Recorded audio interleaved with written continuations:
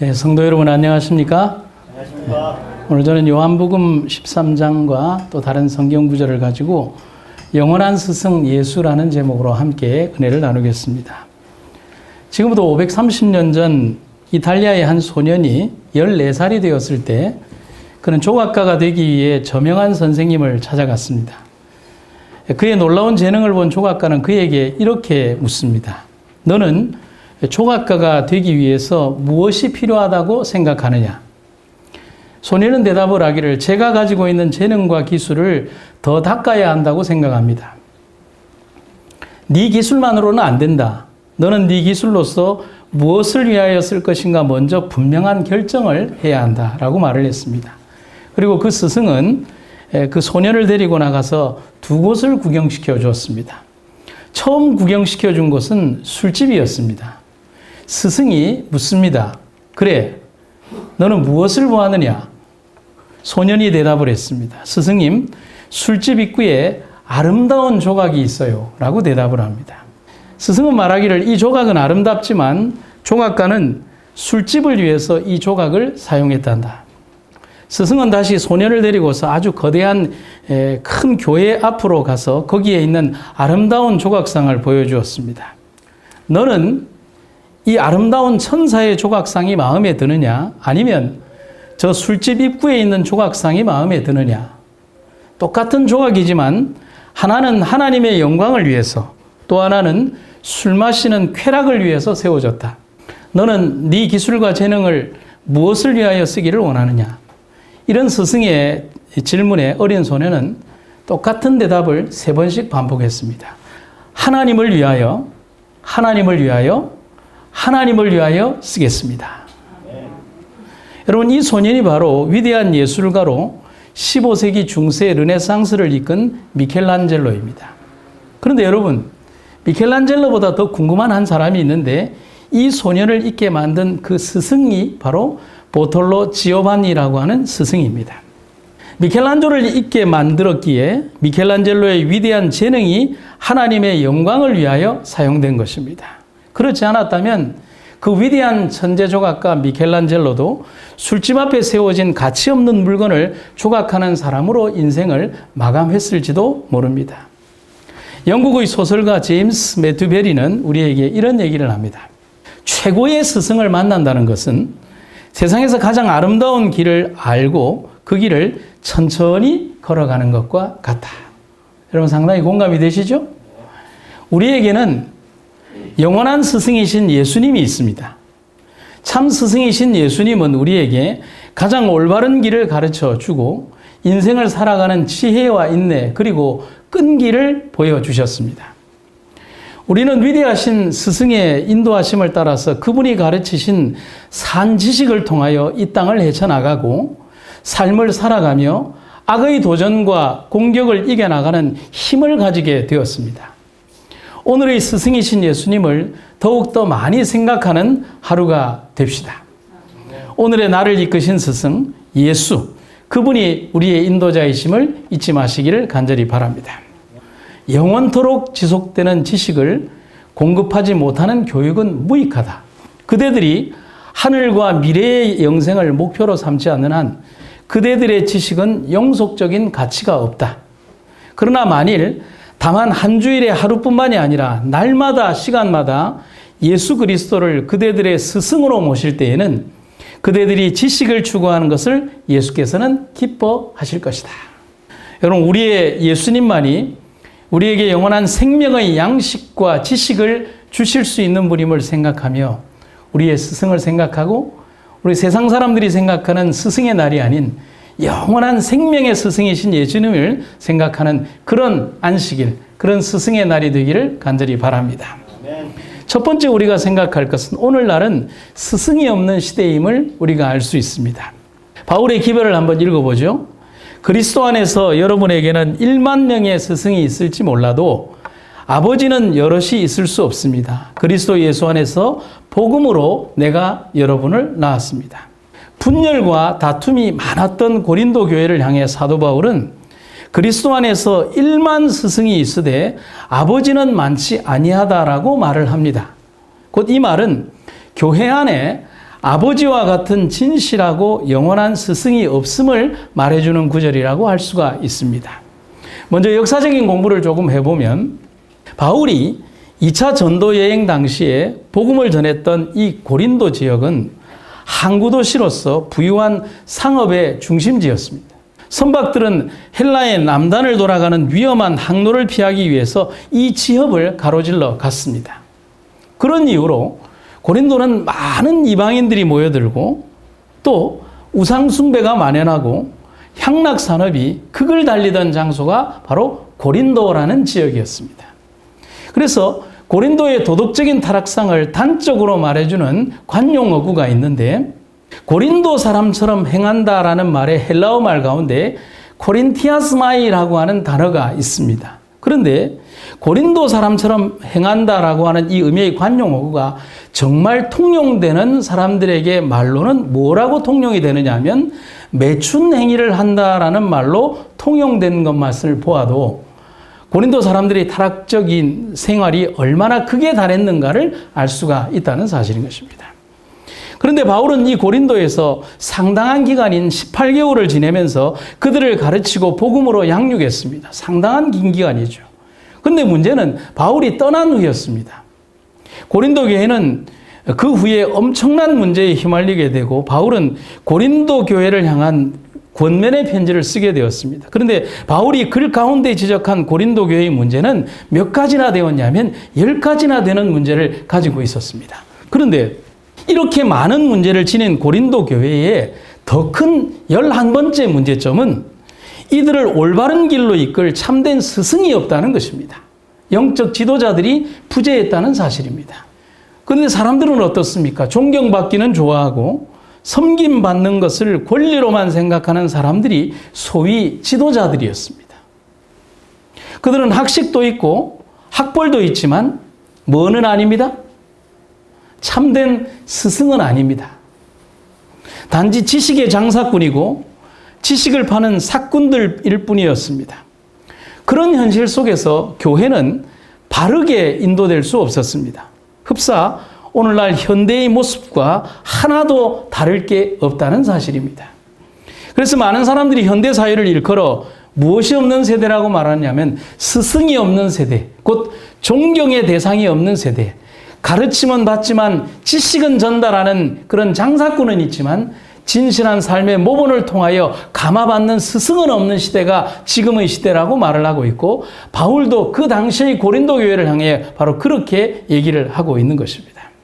그런 고린도 교회를 위해서 바울은 참된 스승 그리고 아버지의 마음으로 그들에게 권면과 훈계를 하고 있습니다. 내가 너희를 부끄럽게 하려고 이것을 쓰는 것이 아니다. 오직 너희를 내 사랑하는 자녀같이 아버지의 마음으로 권면하려는 것이다. 여러분, 이 마음이 고린도 교회를 향한 바울의 진심이었습니다. 그러면서 바울은 15절에서 셀 수 없이 많은 가르치는 사람들의 숫자가 어느 정도나 된다고요? 1만 명이나 되는 스승이 있다고 할지라도 라고 하고 있습니다. 하지만 진실하고 참된 스승은 없다라고 말을 하면서 복음으로 내가 너희를 낳은 아버지라고 말을 하고 있습니다. 특히 바울은 스승이기 이전에 아버지, 또 복음으로 너희를 낳은 아버지라고 말을 하고 있습니다. 바울의 그 말은 자신도 복음 안에서 아버지 하나님에 의하여 새롭게 태어난 자녀임을 방증하는 말이기도 합니다. 여러분, 그래서 영국의 소설가 G. 엘리엇은 우리에게 참 중요한 교훈의 말을 전하는데 이런 말이 있습니다. 같이 한번 읽어볼까요? 시작. 우리를 신뢰하는 자가 우리를 교육한다. 다시 한번 읽어볼까요? 우리를 신뢰하는 자가 우리를 교육한다. 여러분, 이 말씀은 곱씹어 보면 곱씹어 볼수록 아주 고소한 내가 나는 현미밥과 같습니다. 가르치는 자가 배우는 자에 대한 신뢰와 믿음이 없이 하는 교육과 가르침은 가르침을 받는 당사자에 대한 변화와 개혁을 주지 못한다는 것입니다. 바울이 고린도 교회를 향한 쓴소리와 교훈을 하는 이유 중에 하나는 고린도 교회 안에 있었던 선생이라 불리는 이들이 참된 선생과 스승이 되지 못한 것이 더 큰 문제였음을 지적하는 것입니다. 오늘날의 시대나 그때의 시대나 마지막 시대를 살아가는 우리들에게 부르심을 받은 우리들 모두 다가 또 가르침을 줘야 되는 모든 사람들에게 스승이신 예수님을 통하여 그 빛을 반사하는 참된 스승과 제자의 직분들을 우리가 수행하는 우리들이 되시기를 간절히 바랍니다. 제가 부산 출신인 거 아시죠? 예, 고등학교를 여기에서 졸업을 했습니다. 제가 부산의 모 고등학교 재학 시절 고등학교 3학년 때 저는 3반이었고 또 동네 교회를 출석하고 있었습니다. 그런데 2반에 광안리 교회를 다니는 친구가 있었습니다. 그 친구나 저나 공통점은 뭐냐면 둘 다 똑같이 삼육대학 신학과를 가기로 그렇게 되어 있었습니다. 그런데 우리 반 선생님께서 저를 대하는 방식과 달리 그 반 선생님은, 담임 선생님은 정말 남달랐습니다. 철저한 무신론자인 그분은 금요일 오후 3시만 되면 자기 반으로 와서 그렇게 말을 합니다. 인수야 뭐하노? 조금 있으면 안식일인데 너가 하나님 만나러 가야지 하고 애를 이렇게 보내버립니다. 우리 담임 선생님에 대해서는 말하지 않겠습니다. 그런데 무신론자 선생님은 안식일을 정말 강조하셨습니다. 왜냐하면 그 아이의 신앙을 존중하기 위해서. 그런데 5월 언제부터인가 지금 이맘때쯤 되었어요. 바로 그 친구가 결석을 하기 시작했습니다. 그런데 결석이 상당히 장기화됐습니다. 무려 3주에 걸쳐서 무단 결석이 이루어졌습니다. 여러분, 그때 저희가 다녔던 학교는 신생학교여서 저희가 3회 졸업생인데 교칙이 굉장히 엄했던 당시의 분위기로서는 무단 결석, 그리고 고3은 당연히 퇴학감이었습니다. 그런데 이상하게 학교에서 징계가 없었습니다. 그 친구의 결석은 무단이었는데, 근데 왜 무단 결석을 했냐면 여러분들도 아시다시피 그때 당시에 전국의 재림교회를 휩쓸고 지나간 이상한 교리의 어떤 파에 휩쓸리게 되면서 그 집회에 참여를 하면서 아예 학교를 안 나온 것입니다. 하지만 학교에서는 어떤 징계도 없었습니다. 미스테리였습니다. 그냥 왜 그렇지? 왜 어떻게 징계가 없지라고 하는 그런 의문이 있었지만 어디에서도 답을 얻을 수 없었습니다. 어느 날 학교가 조금 일찍 파하고 집을 가는 날, 저는 일반 버스가 아니라 그날은 좌석 버스를 좀 타게 되었습니다. 그런데 마침 그때 2반 담임 선생님이 제 좌석 버스에 타신 겁니다. 쭉 보시더니 저를 발견하시고는 다른 데 가시면 좀 저도 부담이 덜한데 제 옆에 앉으시는 겁니다. 그리고 아무런 말이 없으셨습니다. 그리고 한참을 가시던 선생님이 말문을 이렇게 여십니다. 네 인수 소식 좀 들었나? 아니. 그리고 경상도 사람들의 특유로 한참 침묵을 한 다음에 니도 목사 된다고 했지? 예. 그리고 또 대화가 한참 중단됐습니다.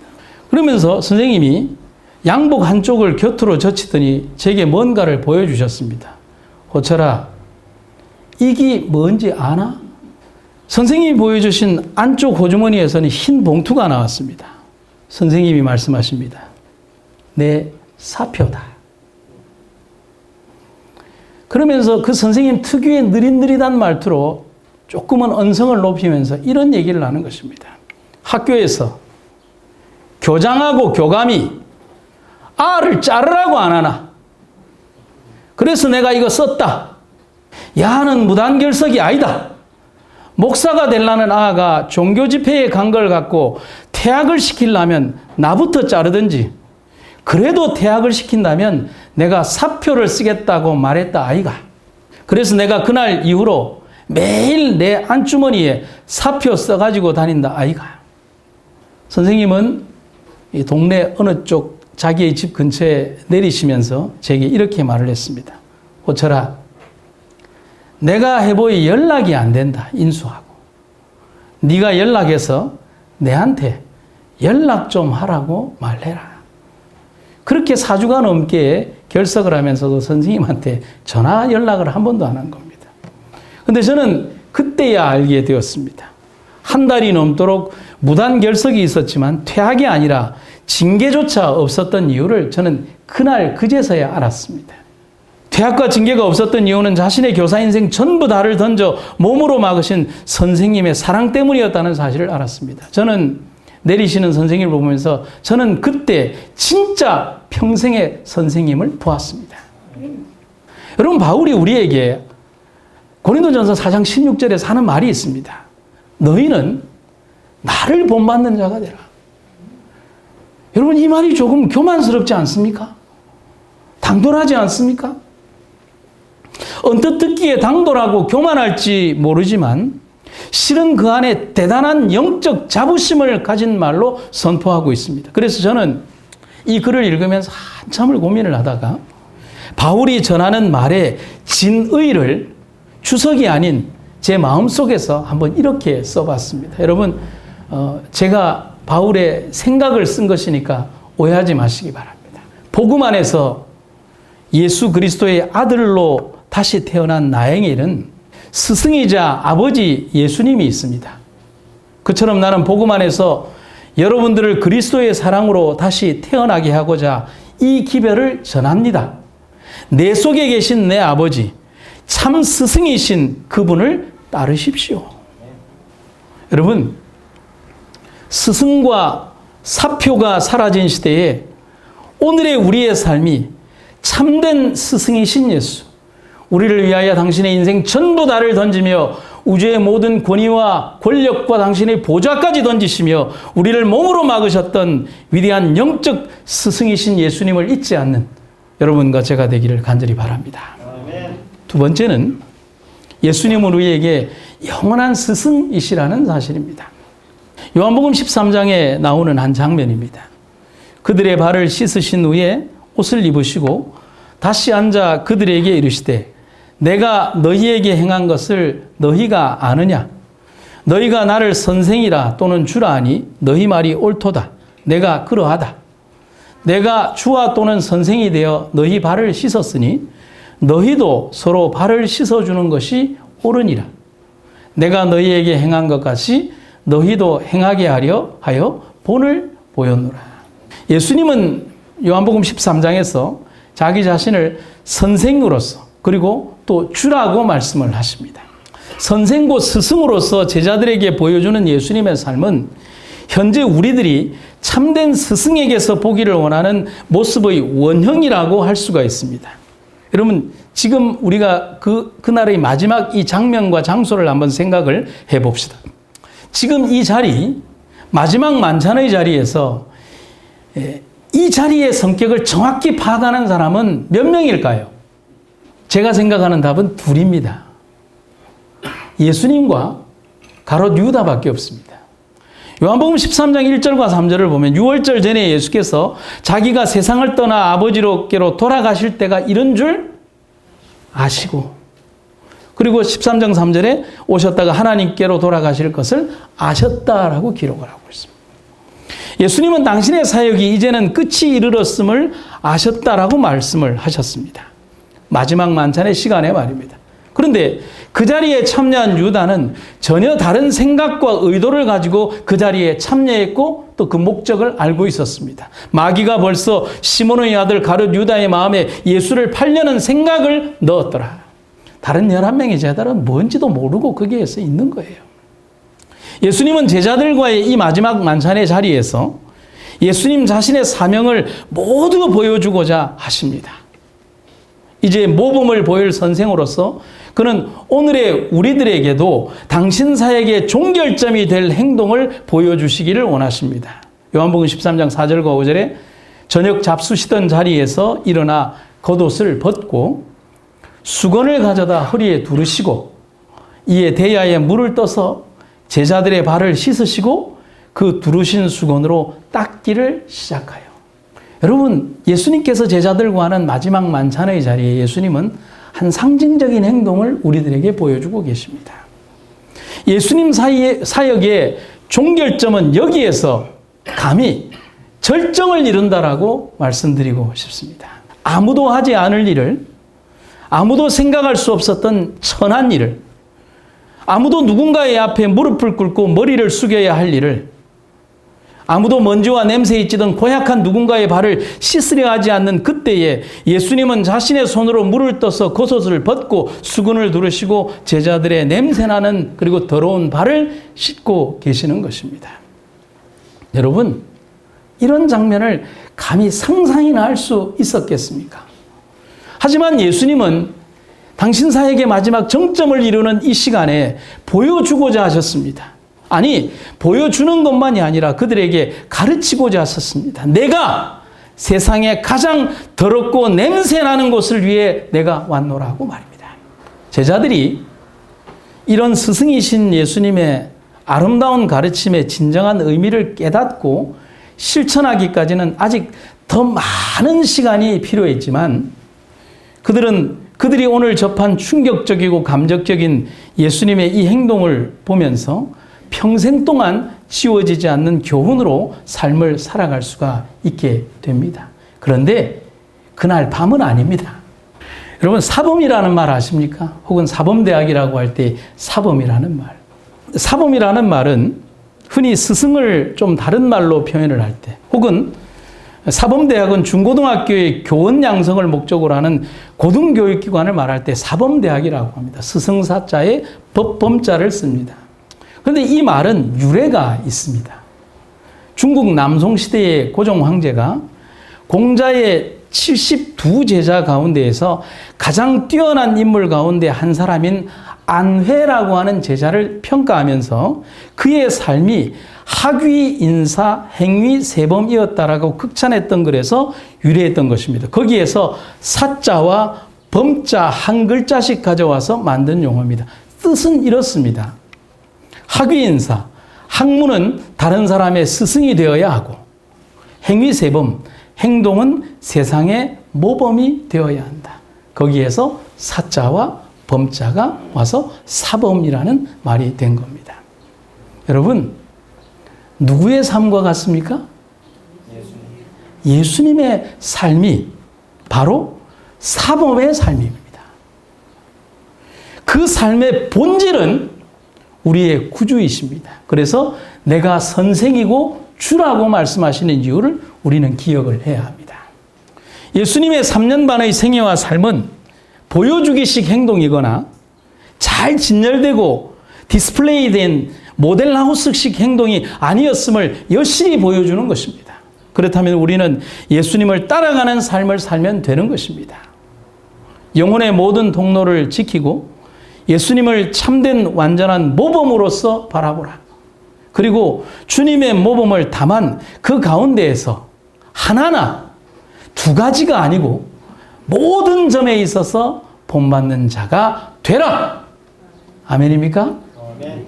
여러분, 예수께서 우리들에게 가르치고자 하셨던 겸손과 희생과 섬김과 배려와 믿음과 용기의 삶을 잊지 않는 여러분과 제가 되기를 간절히 바랍니다. 선생님께서 우리에게 가르치신 것을 학습하고 반복하고 암기하고 실천해야 합니다. 그래서 이 땅에 진실한 예수의 사람으로 우리는 거듭나야 합니다. 우리의 얼굴에서 선생 되신 예수의 모습이 드러나는 삶이 되기를 간절히 바랍니다. 신 에머슨의 말을 한번 읽어보도록 하겠습니다. 교사가 지닌 능력의 비밀은 인간을 변모시킬 수 있다는 확신이다. 저는 공감합니다. 에머슨의 말처럼 예수님은 스승으로서 아직 덜 자라고 익지 못한 풋냄새 나는 제자들과 우리들이지만 그의 능력의 비밀로 우리를 변모시킬 수 있는 확신을 가지신 분이었습니다. 그리고 예수님은 그것을 이루셨다는 사실을 여러분과 제가 기억하시기를 간절히 바랍니다. 한 이야기를 좀 들려드리겠습니다. 2차 대전 당시에 폴란드의 한 초등학교에 한 무리의 독일군이 나타났습니다. 그들은 아이들을 운동장에 전부 다 모아놓고는 유대인임을 표시하는 별을 가슴에 단 아이들을 전부 나오라고 명령을 했습니다. 그 명령이 무슨 명령인지를 알고 있는 유대인 아이들은 벌벌 떨면서 앞으로 나왔습니다. 그런데 그 가운데 한 여자아이 하나가 두려워 떨면서 선생님을 꼭 끌어안았습니다. 선생님은 두려움에 떨고 있는 그 여자아이를 꼭 껴안고 다른 아이들도 꼭 껴안아 주었습니다. 그 선생님의 이름은 코르자크. 그런데 그는 유대인이 아닌 폴란드인 선생님이었습니다. 독일군은 그 선생님을 향해 총을 들이대며 물러나라고 명령을 했습니다.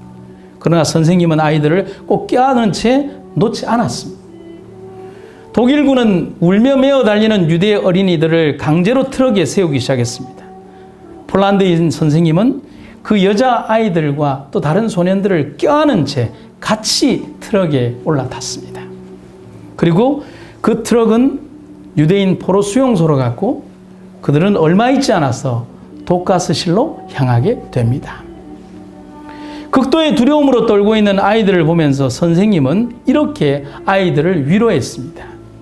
너희들이 어디를 가든 선생님이 너희들과 함께 갈 테니까 너무 걱정하지 말아라. 자, 우리 함께 기도하자. 그리고 선생님은 아이들의 손을 잡고 함께 기도했습니다. 기도를 마친 후에 선생님이 아이들을 향해서 이렇게 물었습니다. 이제 마음이 편안해졌니? 아이들이 대답합니다. 예, 편안해요. 그리고 코르자크 선생님은 아이들을 꼭 껴안은 채 아이들과 함께 가스실로 들어갔습니다. 여러분, 마지막 모습은 너무나 아프지만 두려움과 죽음까지 함께 끌어안은 선생님이 있어서 그들은 선생님의 가슴 안에서 잠들 수가 있었습니다. 아이들의 슬프고 고통스러운 이 현실들 속에서도 선생님은 마지막 순간까지 아이들과 함께 갔습니다. 여러분, 선생님이란 그리고 스승이란 단순한 지식의 전달자들이 아니어야 합니다. 그리고 아닙니다. 영혼이 없는 지식만 있는 가르침이 되어서는 안 됩니다. 그들을 스승이라고 말하지 않습니다. 목사인 제가 여기에서 단순한 지식을 전하는 것이 아니죠. 교사와 지도자로 부르심을 받은 모든 이 땅의 백성들이 세상에 대하여 그렇게 살아서도 안 됩니다. 인간의 역사 속에서 2000년이 넘게 우리 삶에 간섭하시는 잔소리꾼 선생님이 계십니다. 그가 가르치는 과목은 인생, 그리고 우리들이 배워야 되는 교실은 우리의 인생, 그리고 선생님 이름은 예수. 그리고 그분이 지겹도록 하는 잔소리는 이 길이 옳은 길이다. 이 길로 가거라고 말씀하십니다. 그 길에 생명이 있기 때문에 그렇습니다. 훌륭한 스승은 그 자체가 촛불이다. 제자들의 두 눈이 밝음에 트일 때까지, 어둠이 다할 때까지 스스로를 다하여 타오르는 하나의 촛불이다. 그가 스승이다. 사랑하는 성도 여러분, 성경은 우리에게 가장 아름다웠던 한 분의 선생을 말씀하고 계십니다. 선생이신 예수. 제자들을 가르치고 모든 이들에게 생명의 길을 가르치기 위하여 이 땅에 오신 하나님이 예수님이라고 말씀하십니다. 우리는 비록 스승의 날에 영원하신 스승께 한 송이 꽃을 달아드리지는 못하지만 이미 예수님은 당신의 가슴에 우리의 사랑을 확인하는 선홍빛 피로 얼룩진 사랑의 꽃을 달고 계십니다. 여러분, 우리가 잊지 말아야 합니다. 절대로 잊지 말아야 합니다. 잊지 않기를 간절히 바랍니다. 저는 마지막으로 아름다운 신앙의 시를 많이 남기신 정호성 시인의 시로 제 설교를 마감하고자 합니다.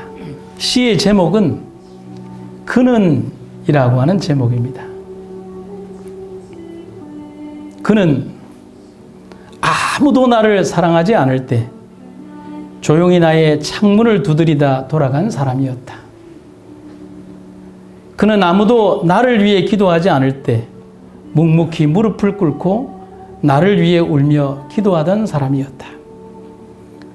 내가 내 더러운 운명의 길가에 서성대다가 드디어 죽음의 순간을 맞이했을 때 그는 가만히 내 곁에 누워 나의 죽음이 된 사람이었다.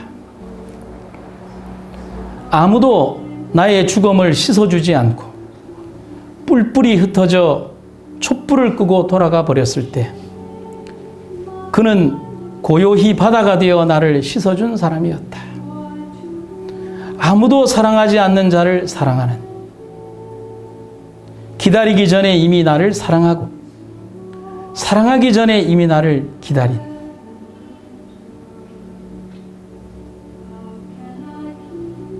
시인의 시는 이렇게 끝이 납니다. 하지만 여러분과 우리는 분명히 압니다.